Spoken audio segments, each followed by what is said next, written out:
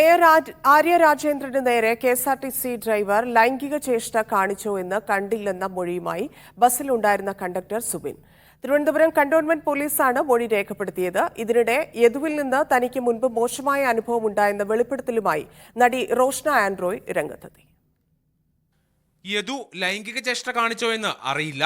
Bus കാറിനെ overtake ചെയ്തോ എന്നും അറിയില്ല. താൻ പിൻസീറ്റിലായിരുന്നതിനാൽ കാര്യങ്ങൾ വ്യക്തമല്ല. ബഹളമുണ്ടായപ്പോൾ മാത്രമാണ് താൻ അറിഞ്ഞതെന്നും കണ്ടക്ടർ സുബിൻ പോലീസിന് മൊഴി നൽകി. ഇതിനിടെയാണ് നടി റോഷ്നി ആൻഡ്രോയ് വെളിപ്പെടുത്തലുമായി രംഗത്തെത്തിയത്.